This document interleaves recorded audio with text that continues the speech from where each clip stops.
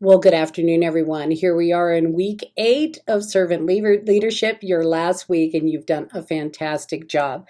And for those of you that are getting ready to go back to school this week or have gone back to school, have a great day, have a great week, and for everyone, have a great school year. And I am so impressed with all of you accomplishing taking these courses in summer when there's so much going on to prepare for the school year. And so so much time that you want to be with your family, and here you are doing your masters. But I guarantee that this is so valuable. It's so valuable in what it brings to your educational knowledge and your leadership experience, and financially it's going to help your family. So bravo and brava to you for completing the course. So you have your last assignment. Some of you have already turned it in, which I want to talk to you about that. I'm glad you did, but I want to talk to you about that briefly.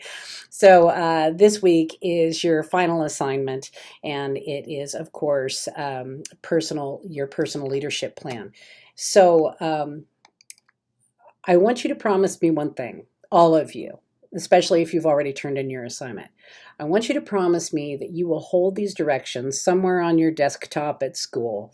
Put it in a little folder that says, Professor Wood said to look at this in June of 2024.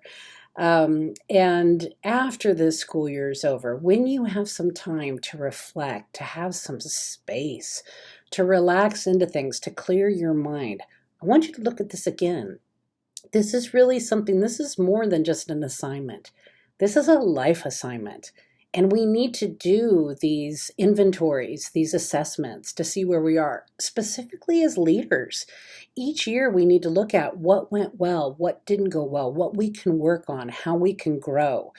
Otherwise, we're not being a good leader. Good leaders are constantly assessing what's working, what's not, and how can I improve? How can I humbly, with grace, improve? Okay. So I want you to look at this again when you're done with your school year privately. Feel free to write to me. You know where I will be, and I will be happy to talk to you about it. So I want to go over this just a little bit with you because it's asking you to reflect on 5 different questions as you're creating this personal analysis, reflection, leadership plan for yourself. So the first one asks you to identify your strong characteristics. Now, I want to remind you of something. Your strengths are also your weaknesses. We are all profoundly flawed. And my strength would be one of my characteristics. I'm very strong, and that has served me well in my lifetime. When things get hard, I always get back up. I keep going. I try to think of different ways that I can keep going. I use my strength to build. I use my strength to lift up others in my programs. Use my strength, to take things on and really build. However, I also use my strength to keep people at a distance. I'm not going to easily ask you for help. I'm not going to let you know that I'm struggling as I'm drowning. I'm going to keep going because I want you to continue to think that I'm strong. And that is a flaw of mine, that I have to ask for help, that being strong, asking for help, admitting at times that, we don't have the strength to do something, that's being strong. Okay, so I want you to look at your characteristics and look at the ones that you see as a strength, but also look at the other side of it and see, when is this a weakness and how can I address that? Okay. The second question is personal. Well, the second task is personal mission statement. And it says, noted psychiatrist and Holocaust survivor Viktor Frankl discovered that once people lost their meaning or purpose in life in the concentration camps, they would not survive. Frankl asserts that if you find your purpose in life, you can then overcome any challenge that you face. Apart from surviving horrific challenges in life, it is crucial in our lives as leaders to have a clear understanding of our mission or our purpose in life. Well, let me tell you. And some of us in here have already experienced profound grief, profound grief. And profound grief, complicated grief, those things can really take a toll on your work-life balance. And it can also make you rethink what you really find, and this ties into the final question, what you value in life. And are you working for people who value the same things? And are the leaders that you're looking at, are you aligned in your mission about what you want to accomplish as a single entity? And I had experiences before where I felt unmoored and wondering about my sense of purpose.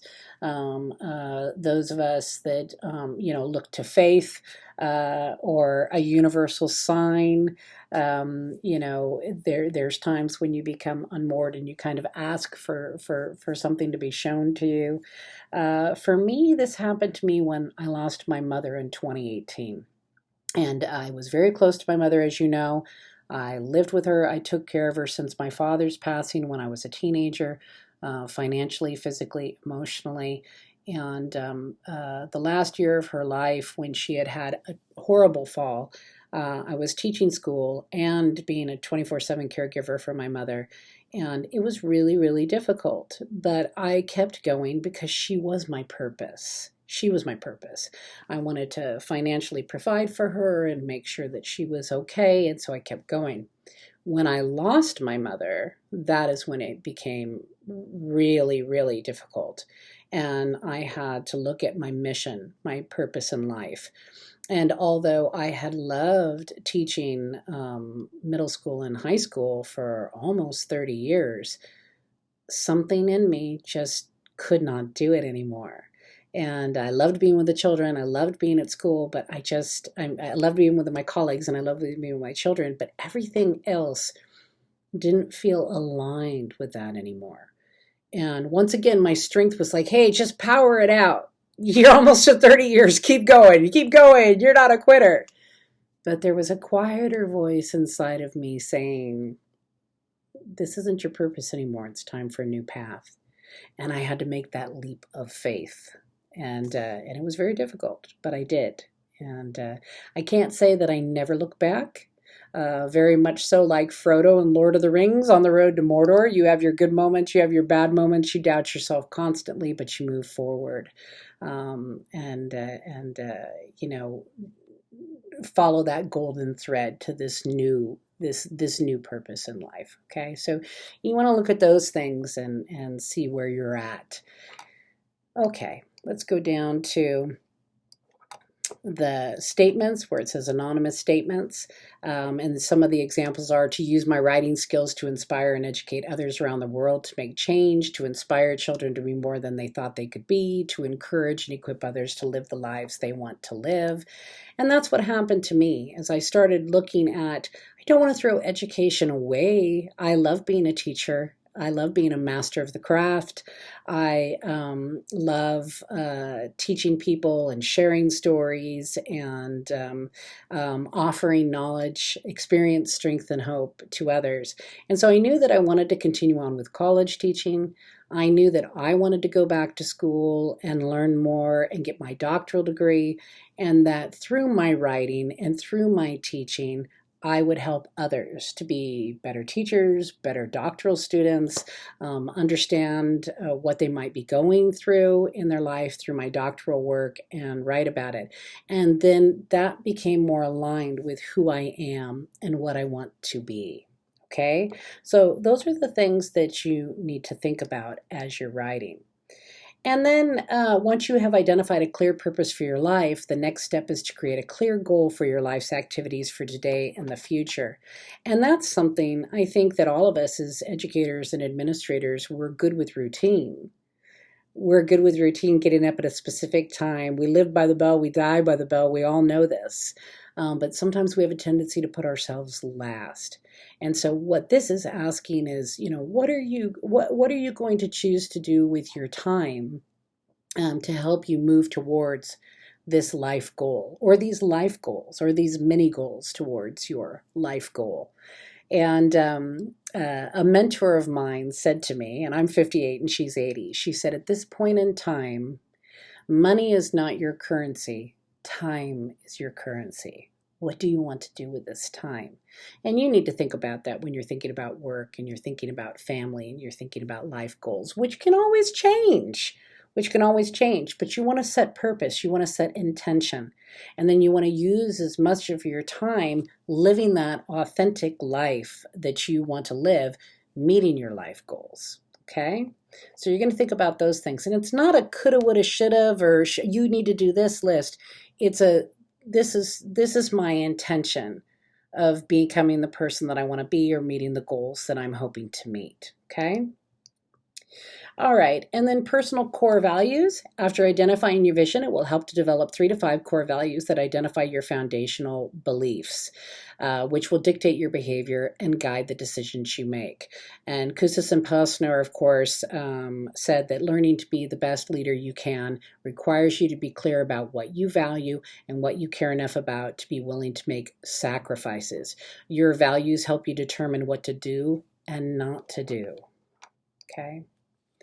So, looking at those values, it's going to set that intention for you. And that goes back to what I was talking about. I think I said 5 before, but it's 4. That goes back to what I was talking about before. What do you want? What do you want from this? What do you value? For me in education, I value higher learning. I value passing on knowledge, and everything else kind of falls away. I want to instill the love of teaching in people. I want to instill the love of learning in people. And if I can't do that, then that feels like I've failed at my life purpose more than anything. Okay. And then it asks that you make personal SMART goals. Successful people set goals. They don't meander around in life. That's true and that's not true. If you're a creative person, sometimes meander. And sometimes you need to meander a little bit to be able to set those goals. There's a really great writer. I wish I had her book here with me right now, but I'm going to give you her name really quick. Let me pull it up, and I will put it in announcements. And her name's Catherine May. She's really, really interesting. And her first book that she wrote was called Wintering, The Power of Rest and Retreat in Difficult Times. And this is why I asked in the directions that you take some time and really think about this and don't just rush it out. But Catherine May talks about how just like the earth, people have seasons, and you need time to winter and hibernate and maybe meander a little bit to get back to work on your goals. You need that time. And if you're looking at this related to education, I've told you before that one of the things that we don't often talk about in education, but it's really important, and Fisher and Frey bring it up, is that we have to give students time to reflect on their learning.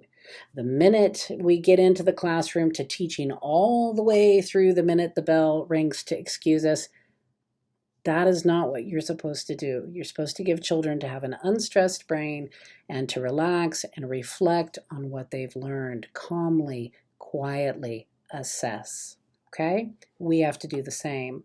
So, but if you're meandering, like if you're, binge watching Mad Men instead of working on your doctoral degree, not me, then you need to look at what's going on, okay? So some of the things in the SMART goal. S, be specific. What do you want to accomplish? What is it of a personal value? Who is involved in reaching this goal?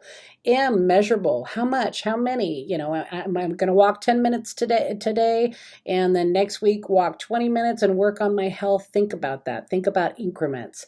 A, achievable. How can I accomplish my goal? Break it down into little steps, little pieces. Little steps, little goals brings you to your big goal. R, relevancy. Perceived value must be high or else you won't maintain motivation. Meaning, if your spouse wants you to lose weight, you're probably not going to be motivated. Maybe, but probably not. If you want to lose weight and you know it's going to be better for your health, or it's going to be better for, it's going to be better for your joints, it's going to be better for your blood pressure, then maybe you're going to be a little bit more motivated to do it instead of something that's very surface-like in intention. And then the last thing is time frame. When will the goal be realized? And don't be hard on yourself about goals. Just keep moving forward. Okay? So as you can see, this is pretty detailed and serious stuff related to leadership. And don't be afraid to pivot. If you're in a situation, don't be afraid to pivot. it's okay to change directions. And I want you all to know that. I've changed directions numerous times in my life. And it has served me well, and it has brought me to other interesting things in education. So with that, that is my final note. I've gone to 15 minutes, my longest talk to you so far. For those of you that have made it to the end, I wish you well. Please remember as you go through this MyEd journey, I am always here for you. Even when you're done with your education, I am here for you. Reach out at any time. Take care. Bye-bye.